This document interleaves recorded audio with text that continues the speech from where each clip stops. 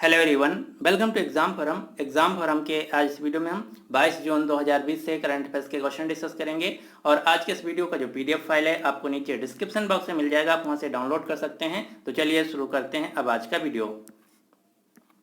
आज का पहला क्वेश्चन है, हाल ही में 11 ट्रिलियन बाजार पूंजीकरण यानी कि मार्केट कैपिटलाइजेशन को पार करने वाली भारत की पहली कंपनी कौन बन गई है। तो हाल ही में 11 ट्रिलियन यानी कि 11 लाख करोड़ रुपए जो कि होता है 150 बिलियन डॉलर की बाजार पूंजीकरण यानी कि मार्केट कैपिटलाइजेशन पार करने वाली भारत की पहली कंपनी बन गई है रिलायंस इंडस्ट्रीज लिमिटेड। यानी कि इस क्वेश्चन का सही आंसर है A. Reliance Industries Limited Bharat की पहली कंपनी बन गई है जिसका बाजार पूंजीकरण market capitalization 150 billion dollar 11 trillion रुपए या फिर 11 लाख करोड़ रुपया पार कर गया है। रिलायंस इंडस्ट्रीज जिसका मुख्यालय मुंबई महाराष्ट्र में, रिलायंस इंडस्ट्रीज कंपनी के मालिक हैं मुकेश अंबानी।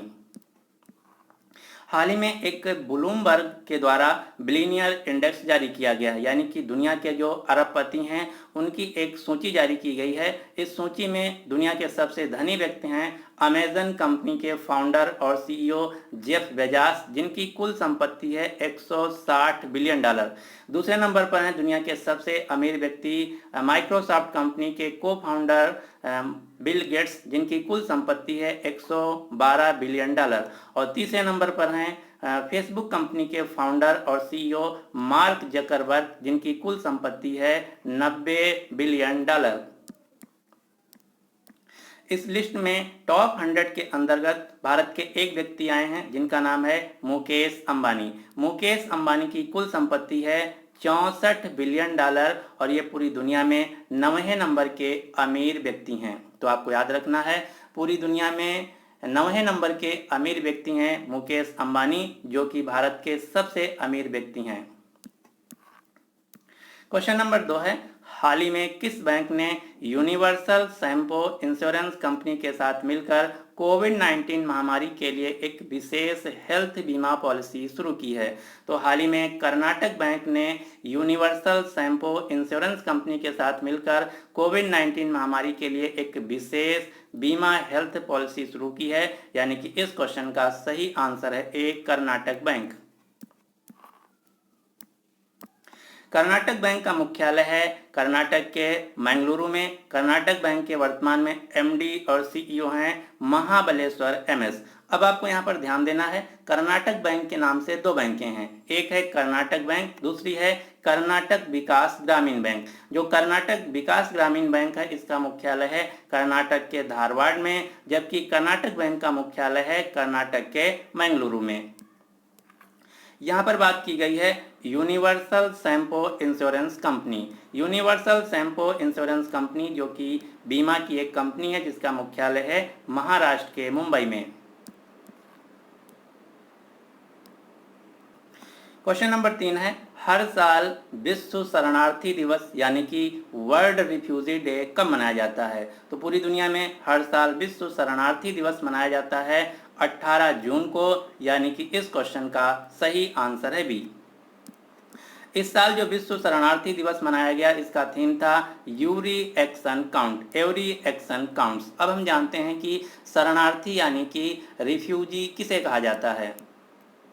तो वह व्यक्ति जो जाति, धर्म, राष्ट्रीयता, किसी विशेष सामाजिक समूह में सदस्यता या राजनीतिक उत्पीड़न के कारण अपने देश को छोड़ देता है या उसको मजबूरन छोड़ना पड़ता है और दूसरे देश में जाके रहता है, तो उसको बोला जाता है शरणार्थी यानी कि रिफ्यूजी। हाल ही में 21 जून को मनाया गया है अंतर्राष्ट्रीय योग दिवस, इंटरनेशनल डे ऑफ योगा। और इस साल का जो अंतर्राष्ट्रीय योग दिवस था इसका थीम था सेहत के लिए योग, घर से योग, yoga for health, yoga at home. ये जो थीम है इसलिए इस प्रकार की दी गई है क्योंकि कोरोना वायरस महामारी के कारण बाहर निकलना असुरक्षित होगा, इसीलिए इस प्रकार की इस साल थीम दी गई है। और 21 जून को ही एक दिवस और मनाया जाता है जिसका नाम है वर्ल्ड म्यूजिक डे, विश्व संगीत दिवस। क्वेश्चन नंबर 4 है, हाल ही में JSW सीमेंट ने अपना ब्रांड एम्बेसडर किसे बनाया है? तो हाल ही में JSW सीमेंट ने अपना ब्रांड एम्बेसडर बनाया है फुटबॉल खिलाड़ी सुनील छेत्री को और पूर्व क्रिकेटर सौरभ गांगुली को। आप ये जो फोटो में देखना, ये हैं फुटबॉल खिलाड़ी सुनील छेत्री और ये हैं फोटो में पूर्व क्रिकेटर सौरभ गांगुली, जो कि वर्तमान में BCCI के अध्यक्ष हैं। JSW सीमेंट कंपनी के वर्तमान में MD हैं पार्थ जिंदल और इसका मुख्यालय है मुंबई, महाराष्ट्र में। अब आपको कुछ अन्य ब्रांड एम्बेसडर के नाम याद रखने हैं जो कि हाल ही में नियुक्त किए गए हैं। जैसे कार्गो इंटरनेशनल ने अपने एड्रॉल लुब्रिकेंट प्रोडक्ट के लिए ब्रांड एम्बेसडर बनाया है एक्टर सोनू सूद को। तमिलनाडु की एक 13 वर्ष की लड़की है जिसका नाम है नेत्रा को संयुक्त राष्ट्र संघ की goodwill ambassador to the poor नियुक्त किया गया है। एडिडास कंपनी ने भारत में अपना नया ब्रांड एम्बेसडर बनाया है मानुषी छिल्लर को और इंडिया इन्फोलाइन फाइनेंस लिमिटेड ने अपना पहला ब्रांड एम्बेसडर बनाया है क्रिकेटर रोहित शर्मा को। क्वेश्चन नंबर 5 है, हाल ही में स्वीडिश मैपिंग प्रौद्योगिकी कंपनी मैपलरी को किसके द्वारा खरीद लिया गया है? तो हाल ही में स्वीडिश मैपिंग प्रौद्योगिकी कंपनी मैपलरी का अधिग्रहण कर लिया गया है फेसबुक कंपनी के द्वारा, यानी कि इस क्वेश्चन का सही आंसर है डी। फेसबुक कंपनी के फाउंडर और CEO हैं मार्क जकरबर्ग, जो कि दुनिया के तीसरे सबसे अमीर व्यक्ति हैं ब्लूमबर्ग बिलियनियर इंडेक्स के अनुसार। क्वेश्चन नंबर 6 है, हाल ही में BPR बिट्टल का निधन हुआ है। आपको बताना है कि BPR बिट्टल कौन थे। तो BPR बिट्टल जिनका हाल ही में निधन हुआ है एक इकोनॉमिस्ट थे, एक अर्थशास्त्री थे, यानी कि इस क्वेश्चन का सही आंसर है बी। आप ये जो फोटो में देखना, ये हैं BPR बिट्टल, जो कि अर्थशास्त्री, पूर्व IAS अधिकारी और 10वें वित्त आयोग के सदस्य थे। इनका हाल ही में निधन हो गया है। क्वेश्चन नंबर 7 है, हाल ही में गरीब कल्याण रोजगार अभियान PMGKY अभियान किसके द्वारा लॉन्च किया गया है? तो हाल ही में गरीब कल्याण रोजगार अभियान लॉन्च किया गया है भारत के प्रधानमंत्री नरेंद्र मोदी जी के द्वारा, यानी कि इस क्वेश्चन का सही आंसर है सी। जो गरीब कल्याण रोजगार अभियान है, इसका उद्देश्य है कोरोना वायरस महामारी के कारण जो प्रवासी मजदूर और ग्रामीण लोग अपना रोजगार खो बैठे हैं, उनको इस रोजगार अभियान के तहत गांव में ही रोजगार के अवसर मुहैया कराना। इस अभियान को मिशन मोड के तौर पर 125 दिनों तक ग्रामीण क्षेत्रों में चलाया जाएगा। इसके लिए 6 राज्यों जैसे बिहार, उत्तर प्रदेश, मध्य प्रदेश, राजस्थान, उड़ीसा और झारखंड के 116 जिलों को चुना गया है। इसके लिए सरकार ने 150 करोड़ रुपए को आवंटित किया है और ये जो गरीब कल्याण रोजगार अभियान है, इसको वीडियो कॉन्फ्रेंसिंग के माध्यम से प्रधानमंत्री मोदी जी ने बिहार के खगड़िया जिला के ब्लॉक बेदनौर के गांव तेलिहार से शुरू किया है। तो ये इतने क्वेश्चन आपको यहाँ से याद रखना है। क्वेश्चन नंबर 8 है, कोयला और खनन क्षेत्र में आत्मनिर्भर भारत के लिए सत्यभामा पोर्टल किसके द्वारा लॉन्च किया गया है? तो जो सत्यभामा पोर्टल है, ये लॉन्च किया गया है प्रहलाद जोशी के द्वारा, यानी कि इस क्वेश्चन का सही आंसर है ए। जो सत्यभामा वेबसाइट, ये खनन क्षेत्र और कोयला के क्षेत्र में ऑटोमेशन और प्रौद्योगिकी के तौर पर काम करेगी। और जो सत्यभामा पोर्टल है, इसका फुल फॉर्म भी है, इसका फुल फॉर्म है साइंस एंड टेक्नोलॉजी योजना फॉर आत्मनिर्भर भारत इन मिशन एडवांसमेंट माइनिंग एडवांसमेंट। तो ये है इसका फुल फॉर्म। वर्तमान में भारत के कोयला, खान और संसदीय मामलों के मंत्री हैं प्रहलाद जोशी, जिनका चुनाव क्षेत्र है कर्नाटक के धारवाड़ में। अब आपको यहाँ पर ध्यान देना है, प्रहलाद के नाम से 2 मंत्री हैं। पहले हैं प्रहलाद जोशी और दूसरे हैं प्रहलाद सिंह पटेल। प्रहलाद सिंह पटेल जो कि संस्कृति और पर्यटन मंत्री हैं, इनकी कंस्टिट्यूएंसी है मध्य प्रदेश के दामोह में। क्वेश्चन नंबर 9 है, हाल ही में अगस्त 2021 के लिए किस देश को संयुक्त राष्ट्र सुरक्षा परिषद का अध्यक्ष चुना गया है? तो जो 2021 अगस्त महीने में संयुक्त राष्ट्र सुरक्षा सभा का मीटिंग होगा, इसके लिए अध्यक्ष चुना गया है भारत को, यानी कि इस क्वेश्चन का सही आंसर है ए।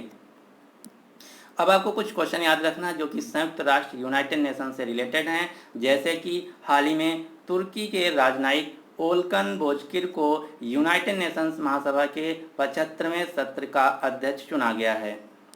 इसके अलावा हाल ही में संयुक्त राष्ट्र सुरक्षा परिषद में 4 देशों को अस्थायी सदस्य के तौर पर चुना गया है। इन 4 देशों में भारत, आयरलैंड, मेक्सिको और नॉर्वे हैं।